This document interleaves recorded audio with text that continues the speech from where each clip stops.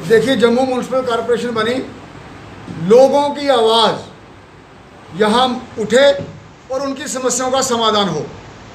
हमारे एक्ट के तहत जम्मू म्यूनसिपल कॉरपोरेशन का जो कमिश्नर है, जो भी कॉरपोरेशन में बात उठे उसका समाधान और उसका जवाब उनको देना है। जो नहीं हो पा रहा, इतने हमने रेजोल्यूशन डाले, उस पर कोई काम नहीं हुआ।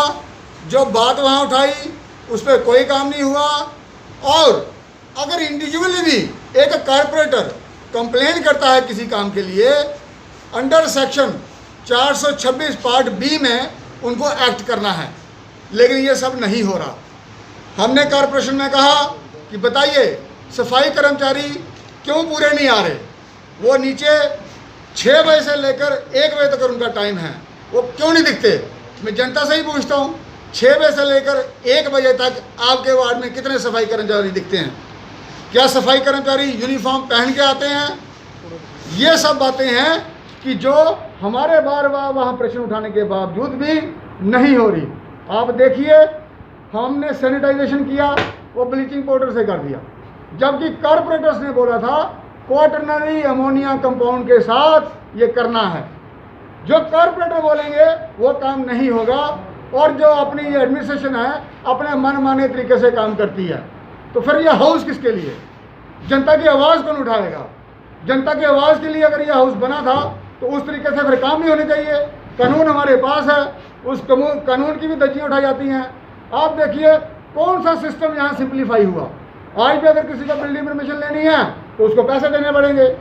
आज भी अगर उसने कोई सर्टिफिकेट निकालना है, बर्थ सर्टिफिकेट, उसको पैसे देने पड़ेंगे। आज भी अगर उसने किसी ने यहाँ कोई काम करवाना है, कोई सैनिटरी इंस्पेक्टर को चेंज करना है, अपना इसको सफाई कर्मचारी को चेंज करना है, जो भी रिक्वेजिशन आएगी कॉरपोरेटर से उसके ऊपर ध्यान नहीं दिया जाएगा। तो सैनिटाइजेशन कराने के लिए 1-1 महीना कॉरपोरेटर को वेट करना पड़ा। कॉरपोरेटर बेचारों ने अपने पैसों से मशीनें खरीद कर वार्ड में अपनी अपनी व्यवस्था बना के ये काम किया। तो ये काम किसका था? एलजी साहब यहाँ आए थे, मैंने उनको निवेदन किया था कि हमें क्रिटिकल नहीं, हमें सपोर्टिव एडमिनिस्ट्रेशन चाहिए।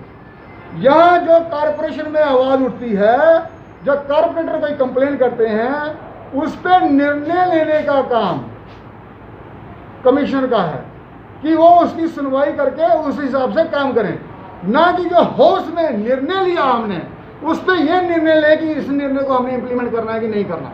यहाँ ये प्रॉब्लम है। जो हाउस में पास हो गया, she is there to implement that in letter and spirit, वो काम नहीं हो रहे, क्योंकि इसको ऊपर से शेल्टरिंग है कि मैडम आप काम करो, हम देख लेंगे क्या करना है क्या नहीं करना है। She is just hijacking the whole of the system.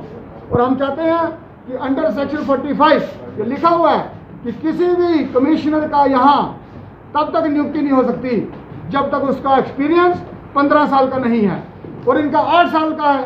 8 साल का एक्सपीरियंस वाला व्यक्ति यहाँ कमिश्नर कैसे लग गया? इसका मतलब ये है आईएएस लॉबी में एक पैट्रोनाइजिंग है। वह काम जो किए जाते हैं एक दूसरे को आगे बढ़ाने के लिए, शेल्टर देने के लिए किए जाते हैं। सॉलिड वेस्ट मैनेजमेंट, उस पर कोई काम नहीं हमारा हुआ। नालों में अभी भी नाले नदी में गिर रहे हैं, उस पर कोई काम नहीं हुआ। ये मैं इसलिए बता रहा हूँ, ये सारे एडमिनिस्ट्रेटिव काम है। और हाउस में हमने बात इसकी बात उठाई है। मैंने पूछा था 50 बिल्डिंग बताओ जो पूरे जम्मू शहर में नक्शे के हिसाब से बनी हो, उसका उत्तर नहीं दिया। और जिस बिल्डिंग से पैसे मिलते हैं वो बन जाती है, जिसमें नहीं मिलते हैं वो रह जाती है। तो इसके लिए भी मैंने पूरा एक प्रोजेक्ट लाया हुआ है। मैंने पूरा इसमें एक कमेटी बनाई थी, वो हाउस में पेश करना है। लेकिन ये सब बातें मैं इसलिए बता रहा हूँ कि टाइम बहुत कम है। डॉक्टर श्यामा प्रसाद मुखर्जी और पंडित दीनदयाल उपाध्याय, उनके हम अनुयायी हैं। भारतीय जनता पार्टी में कई लोगों ने शहादत दी है, इसीलिए दी कि जब हमारे नुमाइंदगी करेंगे वो भेदभाव नहीं करेंगे, हमारी आवाज़ उठाएंगे। इसलिए हम बार बार आवाज़ उठा रहे हैं। मैं आपको एक केस बताऊंगा जहां 40 लाख का घोटाला होता था हर महीने। ये देखिए, यहाँ एक पोस्टिंग होती है, कितनी तारीख को? 25/2 को। और जब 25/2 को पोस्टिंग होने के बाद चार्ज कब मिलता व्यक्ति को? 12/6 को, पूरे 3 महीने 17 दिन के बाद। वो भी ऐसे नहीं, एलजी साहब को 2 बार मैंने पत्र लिखा, उसके बाद देखिए पत्र लिखने के बाद उसकी ट्रांसफ़र होती है और पत्र लिखने के बाद रिलीविंग ऑर्डर इशू होता है। अगर एक व्यक्ति को एक पोस्टिंग ट्रांसफ़र कराने के लिए इतना भटकना पड़ेगा, वो भी एक पब्लिक रिप्रेजेंटेटिव को, तो क्या सिस्टम है ये एलजी साहब को देखना चाहिए कि जो ब्यूरोक्रेसी है वो क्या काम कर रही है। आपके पास आकर मीठी मीठी बातें करके चले जाते हैं और इस व्यक्ति को कोर्ट में उसकी प्ली डिसमिस होगी कि you can stand here no more. उस व्यक्ति को कमिश्नर सेक्रेटरी के ऑफिस से एप्रिसिएशन लेटर जाता है और ये देखिए कमिश्नर भी देती हैं अवनी लवासा जी। अब मुझे ये बताओ, जिस व्यक्ति को कोर्ट ने डिसमिस कर दी प्ली उसको आप एप्रिसिएशन लेटर दे रहे हो और जिसकी पोस्टिंग एलजी साहब ने कराई है, इसका क्या मतलब है? इसका मतलब ये है कि आप चीजें छुपाने के लिए वो 40 लाख कहाँ जाए उसकी देखभाल करने के लिए आप अपने आप को उस बंदे को शेल्टर दे रहे हो। ये देखिए, ये मैंने यही जो आप सवाल कर रहे हैं, कल ही मेयर साहब की एक प्रेस कॉन्फ्रेंस में उन्होंने कहा कि अब बर्थ सर्टिफिकेट जो है ऑनलाइन मिलेंगे और जो आप ये बोल रहे हैं वो भी अब ऑनलाइन होगा। और जो असेंबली की आप बात कर रहे हैं वो भी सवाल उठाया, वो कहते हैं कि जब तक अभी कोरोना वायरस चल रहा है उसके रिकॉर्डिंग अभी कुछ नहीं होगा। आप क्या कहना चाहेंगे? देखो, ऑनलाइन बर्थ सर्टिफिकेट पहले भी मिलते थे, ये नई बात नहीं है कोई। मैंने खुद निकाले हुए हैं। मैं 20 साल से राजनीति में हूँ और ये सारे काम करता था घर बैठ के ही। और दूसरी बात ये रही कि 1.5 साल से हम चिल्ला रहे हैं, तब से एडमिनिस्ट्रेशन क्यों नहीं जागी? आज तक हमारे जम्मू म्यूनसिपल कॉर्पोरेशन के रूल क्यों नहीं बने? ये एक्ट है, एक्ट बना दिया, रूल कहाँ है इसके? रूल है ही नहीं। तो 74th अमेंडमेंट क्यों नहीं लागू हो रही अभी तक? किसने रोका, किसने बांधा हुआ? किसने नहीं बांधा हुआ। ये एडमिनिस्ट्रेशन जो है ये गुमराह करती है। ये देखिए, हम पब्लिक के नुमाइंदे हैं, हमको रास्ते निकालने हैं, रास्ते रोकने नहीं है। एडमिनिस्ट्रेशन का काम है रास्ते रोकना, हमारे काम है रास्ते निकालना। क्योंकि हम वो करेंगे जो जनता चाहेगी, जो भारतीय जनता पार्टी की नीतियाँ चाहेंगी, हमने वो करना है। वही आज हम कर रहे हैं। कल को कोई हमें ये नहीं कह सकता जनाब आप वहाँ गए थे, आपने तो कुछ किया नहीं। आप हमारा वहाँ से निकाल के देख लो पूरा रिकॉर्ड।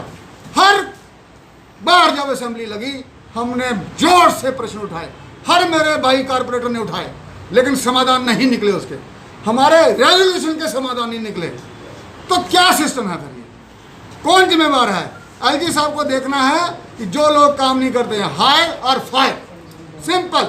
लोगों के काम तभी होंगे। आप मुझे ये बताओ, 1886 से जीएमसी बनी है, आज तक उसी सिस्टम से काम चल रहा है। वही झाड़ू, वही बेलचे, वही सिस्टम, क्यों चेंज नहीं हुआ? जो आदमी आज से पहले एक स्कूटर पे चलता था, आज उसने इतनी बड़ी गाड़ी रखी है तो उसकी तरक्की हुई। तो लोगों के कामों के प्रति तरक्की क्यों नहीं हुई? वहाँ चेंज क्यों नहीं आया? इसके लिए कौन जिम्मेवार है? हर व्यक्ति, वो ऊपर से लेकर नीचे तक, जो उस दौरा उस पीरियड में रहा।